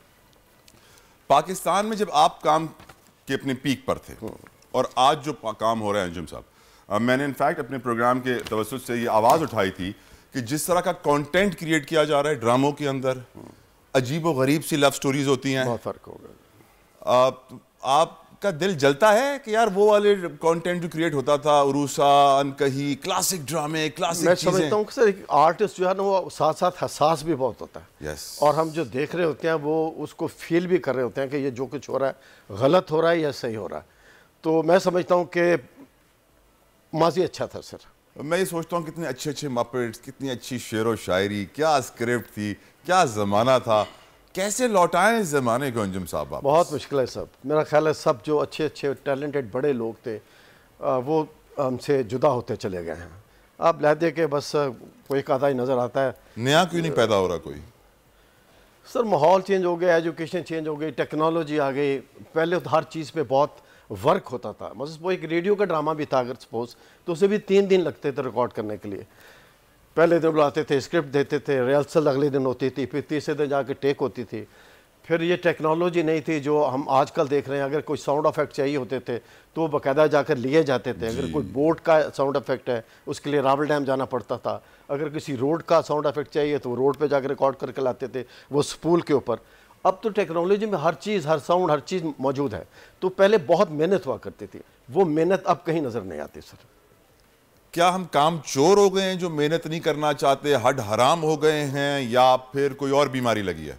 नहीं बस सर कोई ऐसी बात नहीं है, लेकिन असल बात होती है माशियात की। आदमी को माशियात जो है बहुत आगे ले जाती है, उसको बूस्ट करती है। लेकिन वो भी हालात ऐसे हैं कि जब आप काम कर रहे हैं और आपको उसका रिस्पांस नहीं मिल रहा होता, जो कोई पहले बहुत जल्दी मिल जाता था अब नहीं है वो। पहले तो ये होता था हम रेडियो से रिकॉर्डिंग करके निकलते थे, यूट्यूब से चेक मिल जाता था। फिर टीवी से इस तरह निकलते थे रिकॉर्डिंग करके तो चेक मिल जाता था। क्या बात है। 8-8 महीने, 1-1 साल इंतज़ार करना पड़ता है और नहीं मिलता है। तो मजबूरियां हैं, क्या कह सकते हैं कि काम चोर तो नहीं है, काम तो हो इनफैक्ट रहा मैं है। कल ही सर सोशल मीडिया पे एक पोस्ट देख रहा था एक आर्टिस्ट की, और वो दुआई दे रहे थे, वो अपील कर रहे थे, वो एहतजाज कर रहे थे कि खुदारा पेमेंट्स टाइम पे करो, क्यों हमें रुला दिया है। सर एहतजाज तो पूरा पाकिस्तान कर रहा है, किस किससे कहें, किस किस को सुने, किस किससे कहें। लेकिन कम से कम अपने टैलेंट की सर, अपने आर्टिस्टों की, अपनी इंडस्ट्री की तो सुननी चाहिए। बिल्कुल आर्टिस्टों के लिए भी सर। मेरी एक तंजीम हमारी ये पाकिस्तान आर्टिस्ट कमेटी है, उसका मैं जनरल सेक्रेटरी भी हूँ। लेकिन हम सदर पाकिस्तान तक से भी गए हैं, मुलाकात हुई है उनसे, लेकिन कुछ रिस्पांस नहीं है सर, रिस्पांस नहीं मिलता सर आर्टिस्टों को। आर्टिस्ट जो बेचारे बड़े बड़े हैं, सब आप भी देख रहे हैं, हम भी इसी फील्ड में रहते हैं, एड़ियाँ रगड़ रगड़ के मरने के लिए वो बेताब है सर। बिल्कुल अंजुम साहब, पर्ची ने कितना नुकसान पहुंचाया इस इंडस्ट्री को? सर इस फील्ड में तो पर्ची चल ही नहीं सकती, सवाल ही नहीं पैदा। नो, टैलेंट नहीं है तो आप आर्टिस्ट नहीं है, टैलेंट होगा तो आगे जाएगा। मैंने एक बच्चे को या एक लड़की को भेज दिया आगे, उसका वो पहला और आखिरी ड्रामा होगा, क्योंकि उसमें टैलेंट नहीं है। वो एक दफ़ा आगे दूसरा कभी बुक नहीं करेगा उसको। टैलेंट वाला ही आगे जाता है जिसको काम करना आता है या जिसके अंदर फनकार मौजूद है। मोस्ट टैलेंटेड फनकार पाकिस्तान का अंजुम साहब आपकी नज़र में इस वक्त कौन होगा? मैं तो जी फैन था मोइन अख्तर साहब का। बिलाशुबा पूरी कौम, अल्लाह ताला उनके मकाम बुलंद फरमाए, जन्नतुल फिरदौस में जगह अता करते हैं, उन्हीं से सीखा बहुत कुछ, उन्हीं को देख के नकल करने की कोशिश की, क्योंकि फारूक कैसर साहब अल्लाह ने गरीब के रहमत करे हमारे उस्तादों में शामिल हैं। उनके प्रोग्राम में जहाँ मपेट थे वहाँ पर स्किट्स भी होते थे और मेरी कोशिश होती कि मैं मोइन अख्तर साहब की तरह कुछ कर सकूं, तो कोशिश की और मेरा ख्याल है इसी वजह कि मैं कामयाबी से सफ़र जारी रखे हुए। क्या कोई और मोइन अख्तर इस पाकिस्तान को मिलेगा? बस दुआ की जा सकती है, दुआ की जा सकती है। तो आपका फेवरेट कोई प्रोजेक्ट जो आपकी मेमोरेबल हो सबसे ज़्यादा, कि आप बोले मेरे करियर में ये वो प्रोजेक्ट था जिसमें मुझे सबसे ज़्यादा मज़ा आया? जवानी के दौर में एक बहुत बूढ़े आदमी का करैक्टर करना पड़ा, जो कि मुसलसल एक तो पैरेलल है, व्हील चेयर पर है और बड़ी बड़ी उसकी मूछें हैं, चौधरी है गांव का, नेगेटिव करैक्टर था, तो उसको करने में मुझे मज़ा आया। ये सैयद साकर हुज़ैर साहब ने इस्लामाबाद से किया था, इस तरह के नाम से, वो भी मिल जाता है, तो उसमें मुझे काम करने का मौका मिला और अच्छा, क्योंकि उसमें मार्जिन था एक्टिंग का, और वो मुझे ज़्यादा सबसे ज़्यादा। कोई ऐसा काम जिसके करने की ख्वाहिश रह गई हो? नहीं सर, लोग कहते हैं कि हाँ जी एक ख्वाहिश है कि मैं कहीं अंधे का रोल कर सकूं या अंधी का रोल कर सकूं, तो वो भी मैंने किया हुआ है। क्रिश्चियन कम्युनिटी का एक फिल्म थी शाफी जी, तो उसमें वो अंधे का करैक्टर है, वो मैंने किया हुआ है, जो कि हज़रत ईसा की तलाश में जाता है, क्योंकि वो आँखों का नूर वापस कर दिया करते थे, तो वो भी मैंने किया हुआ है। कोई हसरत नहीं, स्किट इतने किए हुए हैं, उसमें सारे करैक्टर तकरीबन किए हुए हैं सर। शादियाँ कितनी की आपने? शादी सिर्फ एक, और अब वो भी नहीं है। अल्लाह अकबर। यकीनन आज के दौर में अंजुम साहब बहुत सारे लोग आपको अपना हीरो भी समझते हैं, आपसे इंस्पिरेशन भी लेते हैं, मोटिवेशन मोराल भी लेते हैं। मुल्क के जो मौजूदा हालात हैं, क्या ऐसे कभी हालात आपने देखे पहले? नहीं सर, कभी नहीं, कभी नहीं सर। मैंने तो अयूब खान का दौर भी देखा हुआ, हम छोटे थे उस वक्त, 10-10, 12-12 साल के, और जस्ट 40 रुपये दे के किराए पर मेरे वालिदैन रहते थे, उनके साथ रहा करते थे। कभी कोई इस किस्म का प्रॉब्लम, बल्कि स्कूलों में हमें दूध पीने को मिला करता था, जहाँ पर सिर्फ 1 आना फीस हुआ करती थी। वो हमें वो दूध पिलाया करते थे, जो बाहर से गालबन अमेरिका से या अक़वाम मुत्तहिदा से कहीं से भी आता था, वो बच्चों को बकायदा पिलाया जाता था। वो माहौल वापस लौट के नहीं आते, मेरा ख्याल है कि गया वक्त वापस नहीं आता सर। अंजुम हबीबी साहब, thank you so very much sir, आप हमारे शो में आए, 4 चांद लगाए। अल्लाह ताला आप जैसा टैलेंट मजीद इस पाकिस्तान को दे, ताकि कुछ अच्छा कंटेंट क्रिएट होगा, अच्छी बातें हों और मज़ा आया। क्योंकि देखिए रेडियो के ड्रामे होने चाहिए, सैडली आज नहीं हो रहे हैं, वो ड्रामे तो हो रहे हैं अभी माशाल्लाह। 296 एपिसोड कर चुके, बात से बात का। ताहिर सिद्दीकी साहब उसे लिखते हैं, दिया रहमान है, सलमा जफ़र साहब हमारे साथ होते हैं, साहब हमें काउंट करते हैं इंशाल्लाह। चल रहा है सिलसिला। आमीन, अल्लाह करे कि हमारी नौजवान नस्ल भी उनकी तरफ आए। राइट, अब यकीनन हमारे शो में एक और मेहमान, बड़े प्यारी से मेहमान है, में ज्वाइन किया है। सर्दियों का मौसम आते ही लोगों को स्किन के इश्यूज हो जाते हैं। मेरी बेटी भी जो है वो बड़ी परेशान हो जाती है, सुबह शाम रात कुछ ना कुछ मुंह पे लगा रही होती है, और मैं उसे कहता हूँ बस कर दो, कितनी चीज़ें लगा रही हो, कोई फ़ायदा नहीं होगा, नुकसान होगा। लेकिन मेरी बातें ऑफकोर्स प्रोफेशनल की बातें नहीं है, मैं कोई डॉक्टर नहीं हूँ, कोई स्किन स्पेशलिस्ट नहीं हूँ, कोई डर्मेटोलॉजिस्ट नहीं हूँ, लेकिन मेरे साथ स्टूडियो में एक ऐसी खातून मौजूद है तो ये सब कुछ है, एस्थेटिक्स को भी देखती हैं। Doctor Kiran Amin has joined me in the studio. Doctor साहब, thank you so very much for joining me. ये बताइए विंटर्स में स्किन के क्या प्रॉब्लम्स होते हैं, क्योंकि मेरी को एंकर आज मेरे साथ है नहीं वर्दा, और जब वो होती हैं तो स्किन, मेकअप और फैशन के इश्यूज में उनकी तरफ फेंक देता हूँ, हॉरोस्कोप से बशमूल। अब आपकी बारी है, बताइए कि विंटर्स में स्किन के मेजर प्रॉब्लम्स और उनके सॉल्यूशंस क्या हैं? Okay, so let's just start कि जब जैसे विंटर्स आती है तो हमारा जो स्किन है वो ड्राई होना शुरू हो जाती है, ह्यूमिडिटी कम हो जाती है, तो स्किन ड्राइनेस की तरफ जाती है, राइट। सो सबसे पहला स्टेप तो ये होता है कि यू हैव टू मॉइस्चराइज़, बहुत अच्छे से आपने अपनी स्किन को मॉइस्चराइज़ करना है। If you have oily skin, वो सर्दियों में थोड़ी बेहतर सूरत हाल में आ जाती है, एज इन के थोड़ा सा आपको लगता है कि अब आपको ज़रूरत नहीं है मॉइस्चराइज़र की, तब भी आपने you have to use an oil free moisturiser. और अगर आपकी ड्राई स्किन है तो डेफिनेटली आपको दिन में 3 से 4 दफ़ा मॉइस्चराइज़र की जो है वो ज़रूरत पड़ती है। मॉइस्चराइजर बहुत महंगे हुए डॉक्टर साहब आजकल। नहीं, इट्स लाइक कि देखिए आप ब्रांड कोई भी हो भी, that's not the concern, but अच्छे ब्रांड का थोड़े से इंग्रेडिएंट्स और वो सारी चीज़ें अच्छी होती हैं, स्टीरॉइड्स नहीं होते उसमें, एंड दे आर सेफ। कोई सस्ते के जुगाड़ बताया ना, अगर डायरेक्ट से कोई मॉइस्चराइजर अफोर्ड नहीं कर सकता, what should he do? Coconut oil लगा लें, कोकोनट ऑयल लगा लें, ऑलिव ऑयल लगा लें। अगर आपको लग रहा है कि वो जो आता है ना 100% कोल्ड प्रेस्ड कोकोनट ऑयल, तो वो तो प्योर होता है, वो तो अगर आपकी ऑयली स्किन भी है तो आप वो उससे अपना मेकअप भी हटा सकते हैं, उससे आप मॉइस्चराइज भी कर सकते हैं। एंड सस्ते ऑप्शंस में आपके पास ग्लिसरीन होता है कि उससे आपने अपने पैरों को मॉइस्चराइज कर लिया अच्छे से। Olive oil is very good, वो बहुत ज़्यादा उसके अंदर मॉइस्चराइजिंग क्वान्टिटी होती है, it really helps you know आपकी स्किन को अच्छे से वो मॉइस्चराइज रखता है। अच्छा, उसके अलावा हम बात करते हैं कि जैसे जैसे सर्दियाँ आती हैं तो एक्जिमा, सोराइसिस, अल्लाह ना करे जिनको ये प्रॉब्लम्स होती हैं एग्जैजरेट हो जाती हैं। तो अगर मिनिमल सा भी पैच आपको एग्जैजरेट हो रहा है तो आप फ़ौरन ही अपने डॉक्टर के पास जाके उनसे जो है वो प्रिस्क्रिप्शन बनवाएं अपनी, और जो भी आपकी प्रॉब्लम्स हैं उनके साथ डिस्कस करें। और घर पे आप क्या कर सकते हैं, घर पे जो है लिक्विड पैराफिन आता है एंड वाइट सॉफ्ट पैराफिन, उसके कॉम्बिनेशन को बहुत ईजीली अवेलेबल है। आप लगातार बार बार ना, जब तक आप डॉक्टर के पास नहीं जा सकते या कोई भी, उससे अगर आपका मसला सेटल हो जाता है, स्पेशली एक्जिमेटिस कंडीशंस तो ऐसे ही सेटल हो जाती हैं, तो ये करना है। और अगर इसके अलावा जो फेस पे आपने और क्या क्या कर सकते हैं, भाई सर्दियां हैं, आपने बहुत ज़्यादा स्क्रबिंग नहीं करनी फेस की। एक होता है विगरस स्क्रबिंग, आपने मुंह को बड़े डेलिकेटली डील करना होता है। इवन जब आप फेस वॉश करते हैं तो टॉवल से ना रगड़ रगड़ के मुंह साफ नहीं करना इसको अपने होता। कपड़े ना समझे कि आपने Exactly.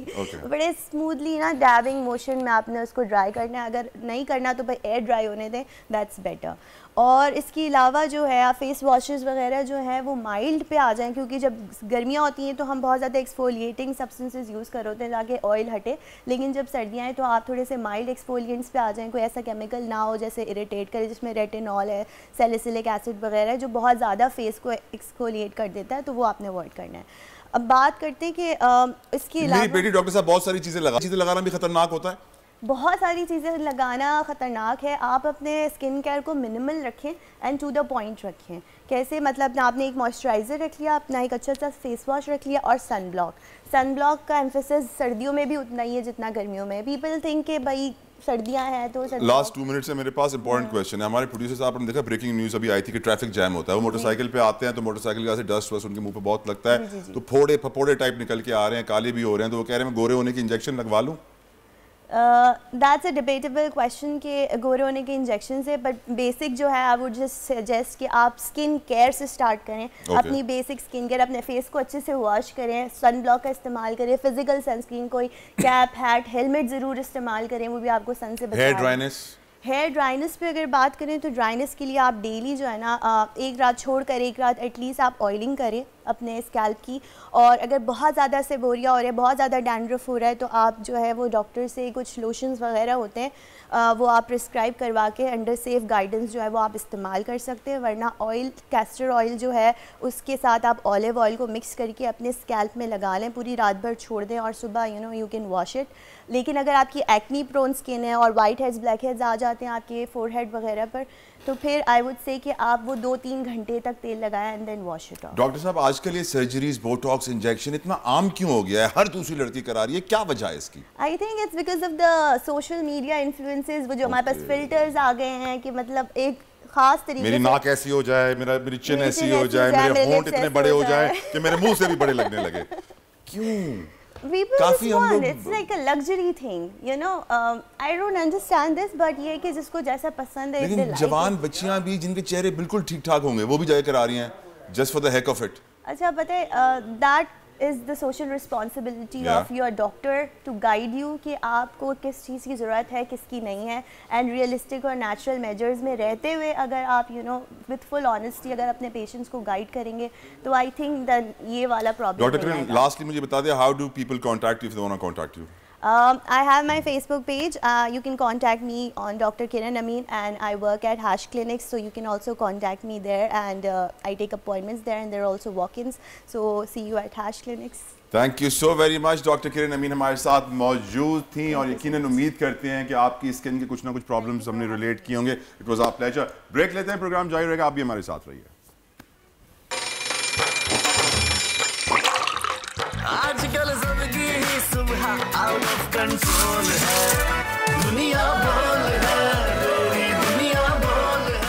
वेलकम बैक टू दुनिया बोल है। ख़वातीन और हज़रात, पाकिस्तान की तारीख की सबसे बड़ी काबीना इस वक्त हमारे मुल्क में है और ये इतनी बड़ी काबीना जब गई जेनेवा और वहां पर उन्होंने तकरीरें की डोनर्स कॉन्फ्रेंस से, तो फिर इमदाद का ऐलान हुआ है। साथ साथ हमारे chief of army staff general Asim Munir साहब ने यूएई और सऊदी अरब का दौरा किया, वहां से भी इमदाद का ऐलान हुआ है। तो इस वक्त पाकिस्तान को बहुत सारी इमदाद मिल रही है, लेकिन जो सवाल पाकिस्तानी पूछना चाहते हैं कि इस इमदाद का इस्तेमाल कैसे होगा, क्या साफ शफाफ तरीके से, ताकि कोई इल्ज़ाम गलत किस्म का करप्शन का ना लगे, इसको यूज़ किस तरह किया जाएगा। इससे पहले हम डिस्कस करें इसको, और भी बहुत सारी चीज़ें हमें डिस्कस करनी है कि हमारे मुल्क में इस वक्त क्रॉप इंश्योरेंस मिल रही है, लाइफ स्टॉक इंश्योरेंस मिल रही है, सैलाब मुतासरीन के लिए क्या काम किया जा रहा है। मिलवाऊंगा अपने मेहमान से आपको। डिस्कशन करने के लिए मेरे साथ स्टूडियो में मौजूद हैं मेरे बड़े प्यारे मोहतरम गेस्ट डॉक्टर मोहम्मद खाबर जमील साहब। आप वफाकी इंश्योरेंस मोहतसिब हैं और आपसे मिलने के बाद मुझे इस बात की खुशी हुई, मालूम पड़ा कि इस वक्त क्रॉप इंश्योरेंस और लाइफ स्टॉक इंश्योरेंस, क्योंकि हम जानते हैं कि बड़े पैमाने पे फसलों का नुकसान हुआ है, बड़े पैमाने में जानवर बह गए हैं लाखों की तादाद में। अब इन लोगों को वापस अपने पैरों पे कैसे खड़ा किया जा रहा है, किस तरह इनको इनके क्लेम जल्द से जल्द दिलवाए जा रहे हैं, जानेंगे डॉक्टर साहब। डॉक्टर साहब, thank you so very much for giving us your time. What is happening doctor साहब? मैं तो आपको बेसिकली इंश्योरेंस के बारे में बताऊं। दो किस्म की इंश्योरेंस होती है जी। एक लाइफ इंश्योरेंस कहलाती है, दूसरी जनरल इंश्योरेंस। जो आपने बात की है क्रॉप इंश्योरेंस, लाइफ स्टॉक की इंश्योरेंस, ये सब जनरल इंश्योरेंस में आती है। इंडस्ट्रीज़ को जो इंश्योर करते हैं, कारों की जो इंश्योरेंस होती है, इंपोर्ट एक्सपोर्ट पर जो इंश्योरेंस होती है, सब जनरल इंश्योरेंस के अंदर आती है। तो अल्हम्दुलिल्लाह ये एक सूरत बनी थी कि जिस वक्त ये सैलाब आया था, इंश्योरेंस के पॉइंट ऑफ व्यू से मैं अर्ज़ कर रहा हूँ कि हमने, क्योंकि एक मैंडेटरी है कि 60 डेज़ के अंदर रिलीफ देना होता है एज ए वफाकी मुतसिब, किसी की भी कोई कंप्लेंट आए। तो इंश्योरेंस के मामले में जब सैलाब आया, फ्लड आया, तो उसमें बहुत एक एमरजेंसी सेल मैंने बनाया, फ्लड एमरजेंसी सेल के, जहाँ विदिन 60 डेज से कम करके 30 इवन 10 डेज ऑन फ़ोन हमने रिलीफ दिला दिया। पता चला यानी इनके से नंबर लिया, आगे फॉरवर्ड किया कि नहीं इसको फ़ौरन इनकी अब पेमेंट करें। कोशिश पूरी की गई है कि उससे लोगों को रिलीफ मिल सके। अब इसमें यह रहा कि ये मामला क्योंकि बहुत सीरियस था और इसमें अवेयरनेस नहीं है। अब यहाँ से मैं बात शुरू करता हूँ ग्रास रूट लेवल तक। हमारे जो ज़मींदार हैं, जो काश्तकार हैं, जो करहारी है, जो काश करते हैं, उनके पास अवेयरनेस नहीं है, इंश्योरेंस से इतना नाबलद हैं कि वो इस चीज़ को नहीं समझते कि क्या क्या उनको आसानी सहूलतें होंगी। तो इंश्योर्ड जितने भी एग्रीकल्चर सेक्टर में या क्रॉप इंश्योरेंस के अंदर जो बड़ी बड़ी एग्रीकल्चरिस्ट हैं, उसमें जो थ्रू बैंक आते हैं, बैंक अपने पैसों को सिक्योर करने के लिए इंश्योरेंस करवाती है और वो उनकी क्रॉप या वो चीज़ इंश्योर्ड होती है। उनको सबको रिलीफ मिला, विद इन डेज़ मिला है। और कहीं से भी कोई इत्तला आई है, किसी ने कहा कि यहाँ है, उसको एग्जामिन किया और सेम डे कोशिश की गई कि उनको रिलीफ दिलवा दिया जाए। तो उसमें सैलाब, बहुत अफसोस की बात है, बहुत बड़े पैमाने पे पाकिस्तान में तबाहकारी हुई है। उसमें लाइफ स्टॉक्स के हवाले से भी लोगों को जो दूसरे नुकसानात हुए क्रॉप्स में, तो उसमें फिर प्रेसिडेंट ऑफ पाकिस्तान ने, मैं सदर मुमलिकत साहब की बात करूँगा, फिर उन्होंने एक कमेटी बनाई और उसको ख़ुद वो चेयर करते हैं। उसके अंदर तमाम स्टेक होल्डर्स, वर्ल्ड बैंक का था, एशियन डेवलपमेंट बैंक के, एग्रीकल्चर मिनिस्टर और state bank of Pakistan, SECP, जो जितने स्टेक होल्डर्स हैं उन सबको बुला के एक प्लेटफॉर्म पे किया और कोशिश की गई कि जो इनकी ग्रास रूट लेवल पे प्रॉब्लम्स आ रही हैं उसको रिज़ॉल्व किया जाए। वो इतना कामयाब रहा, उसमें मुसलसल मीटिंग्स हो रही हैं।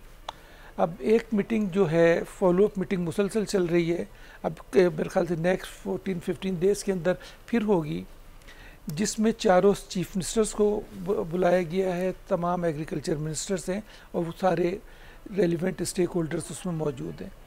तो अल्हम्दुलिल्लाह इसका भी इम्पैक्ट जा रहा है। फिर मैंने एक काम ये किया कि अवेयरनेस के हवाले से कि ग्रास रूट लेवल तक कैसे जाए, उसमें मैं पूरा पाकिस्तान मेरे उसमें ताल्लुक़ है चारों सूबों से। तो हर सूबे के अंदर हमने कोशिश की कि मुख्तलिफ़ सेमिनार्स एग्रीकल्चर बैंक के थ्रू और जितने लोग लोन लेते हैं उनके अवेयरनेस प्रोग्राम कराए जाए, उनको बताया जाए कि फ़्लड रिलीफ से आपको में किस तरह इससे आप फ़ायदा उठा सकते हैं, अपने क्रॉप को इंश्योर्ड किस तरह करा सकते हैं। ये चीज़ें चल रही हैं। अब सिंध के अंदर भी हो रहा है, इसमें 4 या 5 सिटीज़ आइडेंटिफाई की है। सिंध आबादकार बोर्ड है, इसके अंदर एक इनके जो एक एग्रीकल्चर इरिगेशन के रिटायर्ड सेक्रेटरी हैं वो इसके अंदर इन्वॉल्व है, उनके बहुत अच्छा डाटा है, सैटेलाइट इमेजेस उनके पास हैं। तो इसमें उस लेवल पे भी हमने एक काम किया कि पायलट प्रोजेक्ट शुरू करा रहे हैं सैटेलाइट थ्रू सैटेलाइट के कहाँ का जो इफ़ेक्टेड एरियाज़ हैं या जो आइंदा 3-4 साल 5 साल के अंदर जो इफ़ेक्ट कर सकते हैं नेक्स्ट फ्लड में, तो पायलट प्रोजेक्ट से ताकि उसके ऊपर काम किया जाए और फौरी तौर पे लोगों को रिलीफ दिया जाए। डॉक्टर साहब, दुनिया के जो अच्छे ममालिक हैं, आपने माशाल्लाह से पूरी दुनिया में ट्रैवल किया है, आई कैन टेल। मुझे ये बताइए, वहाँ पर इंश्योरेंस इज़ कंपलसरी कि जैसे 2 गाड़ियों का एक्सीडेंट होता है तो वो उतरते हैं, एक दूसरे को गालम गलोच नहीं करते हैं, मारते नहीं हैं, इंश्योरेंस के डॉक्यूमेंट्स अपने एक दूसरे के एक्सचेंज करते हैं और गाड़ियाँ इंश्योरेंस में बनने चली जाती हैं। वजह यह है कि वहाँ पर गाड़ी खरीदते ही इंश्योरेंस लाजमी होती है, कंपलसरी होती है, आपके पास ऑप्शन नहीं है कि आप इंश्योरेंस ना कराएं। हमारी सोसाइटी में आज तक इंश्योरेंस सिर्फ एलीट से कनेक्टेड है, सिर्फ वो जो अफोर्ड कर सकता है वो ही इंश्योरेंस कराए। जबकि हकीकत यह है कि जिस तरीके से हमारे एग्रीकल्चर का हाल है, जो क्लाइमेट चेंज हो रहा है जिसकी वजह से आपका क्रॉप साइकिल डिस्टर्ब हुआ है, फसलों की क्रॉप्स की insurance is very important. Doctor साहब, किस तरह कंपलसरी कर दें कि हर फार्मर को जो जितना उगा रहा है उसको इंश्योरेंस भी लेनी चाहिए? ये इसीलिए मैंने आपसे अर्ज किया ना, ये नेशनल लेवल पे काम हो रहा है। प्रेसिडेंट साहब खुद इसको चेयर कर रहे हैं मीटिंग्स को, और उसमें यही जो जहाँ जहाँ होल्स हैं, जो ग्रे एरियाज़ हैं, उनको हम ओवरकम कर रहे हैं। और उसमें जहाँ जहाँ में कोशिश है कि कोई मैंडेटरी करने के लिए जहाँ जहाँ अमेंडमेंट्स लानी है, कोई रूल्स बनने हैं, रेगुलेशंस बनने हैं, वो काम हो रहा है। इसमें सारी मिनिस्ट्रीज़ को इन्वॉल्व किया गया, एग्रीकल्चर मिनिस्ट्री भी है, क्लाइमेट चेंज वाले भी मौजूद होते हैं। और उसमें हम हमेशा से आर्ट और आर्टिस्ट को सपोर्ट करते हैं। मेरे साथ इस वक्त स्टूडियो में एक बेहतरीन आर्टिस्ट मौजूद हैं, आपका नाम है Umaina Khan. Indus Valley School of Art and Architecture से आपने पढ़ा हुआ है, साथ साथ आप एक पेंटर भी हैं, लेकिन आपका एक मिशन जो है ना वो थोड़ा अलग है। उमैमा, क्या है आपका मिशन? वेलकम टू दुनिया बोल है। Hello, how are you? I am good. So I basically talk about female representation और कैसे लोग एक औरत को देखते हैं और वो नज़रिया में चेंज करना चाह रही हूँ। And that's why I work, and मैं ब्रेक अवे करती हूँ उस आइडिया से जिस तरीके से एक कन्वेंशनल औरत को दुनिया में देखा जाता है। फॉर एग्ज़ाम्पल कि आप बहुत ही परफेक्ट होने चाहिए, your body, in terms of your body, your colour, your hair, everything. And उससे बिल्कुल हट के मेरी फीमेल फॉर्म्स होती हैं जो मैं क्रिएट करती हूँ, जो कि जिसको आप मोटा भी देखोगे, पतला भी देखोगे, काला भी देखोगे, गोरा भी देखोगे। एंड आई थिंक वो ब्यूटी स्टैंडर्ड को ब्रेक करता है, जिसके बारे में मुझे बात करनी है। काफ़ी वाइब्रेंट कलर्स भी आप यूज़ करती हैं, आई सी देम। या इट्स बिकॉज यू नो, जब आप एक ऐसी बॉडी देख रहे हो जो कि फ्लॉफुल है, जिसको मैं बोलती हूँ, तो उसको देखने में अगर मैं ऐसे कलर्स यूज़ करूँगी तो वो एस्थेटिकली प्लीजिंग बन जाती है। तो I am trying to say that whatever your body is like, it's beautiful as it is. Trying to communicate message through your art. क्योंकि इस मुल्क में आर्टिस्ट लोग इतने कम हैं, आर्ट के कदरदान लोग इतने कम हैं, तो जब आप उनसे कम्युनिकेट करना चाहती हैं through your art, how successful are you? क्या आप मैसेज कन्वे हो रहे हैं उन्हें? आई थिंक एक आर्टिस्ट के लिए बहुत ज़रूरी है कि वो सक्सेसफुल हो इस और ट्राई करता रहे और काफ़ी सक्सेसफुल हो वो इस चीज़ में कि वो बता पा रहा है ऑडियंस को, एक तो आर्ट सर्कल के ऑडियंस को जिनको ऑलरेडी पता है कि आप क्या काम कर रहे हो, और एक दूसरा ऑडियंस होता है जिसको कुछ पता नहीं है, कॉमन मैन। तो दोनों को ही मैं नज़र में रखते हुए काम करती हूँ। And I always talk about my work and it's very important to talk about your work. और जो काम आप बना रहे हो, चाहे वो एब्स्ट्रैक्ट है, अगर आप आइडिया कन्वे कर पा रहे हो अपने बातों के ज़रिए और कहीं ना कहीं अपनी पेंटिंग में उस मैसेज के ज़रिए, तो आई थिंक इट्स वेरी इंपॉर्टेंट, ताकि अवेयरनेस हो। बिकॉज लोग सिर्फ घर में बैठ के, फॉर एग्जांपल औरतें सिर्फ घर में बैठ के एड्स देख रही होती हैं और उस एड में ये दिखाया जा रहा होता है कि आप सिर्फ एक खूबसूरत बॉडी हो तो आपको इंटरव्यू में पास हो जाओगी आप और आपको जॉब मिल जाएगी, which is not right. So I think it's very important to look into it. आपने सोसाइटी के सिर्फ इस नेगेटिव एलिमेंट को सिर्फ विमेन राइट्स के ऊपर ही जोर है या और किसी और चीज़ पे? I do not call myself a feminist at all.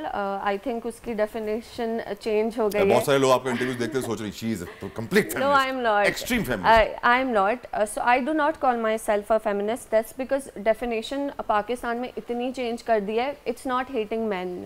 Right? It's fighting for your rights. Agreed. लेकिन यहाँ पे feminist वो होता है जो शायद आदमियों को hate करता है या फिर ऐसे स्लोगन्स आते हैं जिसके ज़रिए आप ये बताना चाह रहे होते हैं कि आदमी अच्छे नहीं है पाकिस्तानी। लेकिन आपको पता आदमी बहुत अच्छे हैं? आदमी बहुत अच्छे हैं। आई थिंक आदमी बहुत अच्छा है, वो पूरे घर का ख्याल रख रहा है और जितनी रिस्पॉन्सिबिलिटी उसके ऊपर है उसकी आधी से भी कम हमारे पास होती है। बस कुछ गंदे आदमी कराची ईद पर पहुंच गए थे, उन्होंने माहौल खराब कर दिया। हाँ, बस ये कहीं ना कहीं चीज़ें होती रहती हैं, वो आदमियों के अंदर भी होती हैं, औरतों के अंदर भी होती हैं। और मैं दोनों तरफ का क्या बोलेंगे उसको कि उनका परसेप्शन, उनका व्यू, दोनों तरफ देखती हूँ और दोनों के लिए बात करती हूँ। फॉर एग्जांपल अब मैं जैसे फीमेल बॉडीज़ के ऊपर बात करती हूँ तो मैं मेल बॉडीज़ के ऊपर भी बात करती हूँ। वो जो अभी मेल स्टिग्मास चल रहे हैं कि आप बहुत ब्रेव नज़र आने चाहिए हो और आपकी बॉडी ऐसी होनी चाहिए, सुपर हीरोज़। अगर थोड़ा सा लड़का पतला हो गया तो उसको ऐसे देखते हैं कि ओ तुम तो बहुत स्ट्रॉन्ग नहीं हो और तुम कुछ नहीं कर सकते हो। तो I talk about both of them. Who do you take your inspiration from? कौन आपको इम्प्रेस करता है, किसको आप अपना रोल मॉडल समझती हैं?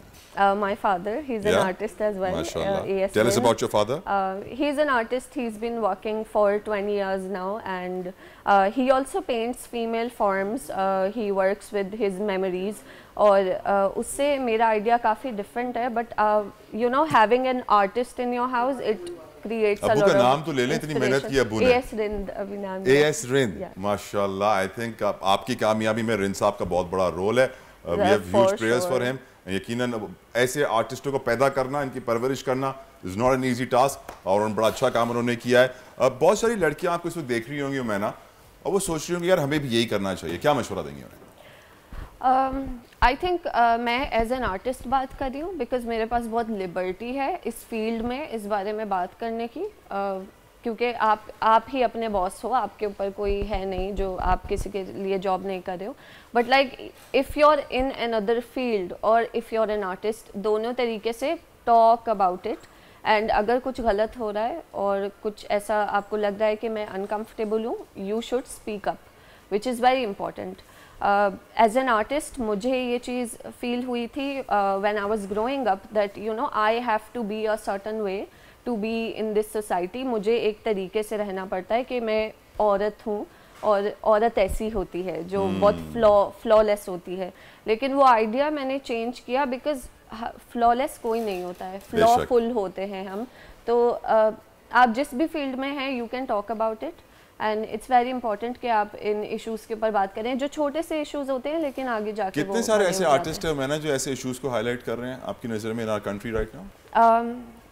आई थिंक 2-3 फीमेल आर्टिस्ट हैं जो इसके टोटल 2-3 जी जो इसके बारे में बात कर रहे हैं, which is not so pleasing to hear, but I think लेकिन art with a message, with the moral of the story कि हमें अपने आर्ट के जरिए अपनी सोसाइटी में इम्प्रूवमेंट लानी है, एक अच्छी अवेयरनेस क्रिएट करनी है। ये रिस्पॉन्सिबिलिटी क्या हमारे आर्टिस्ट फील करते हैं?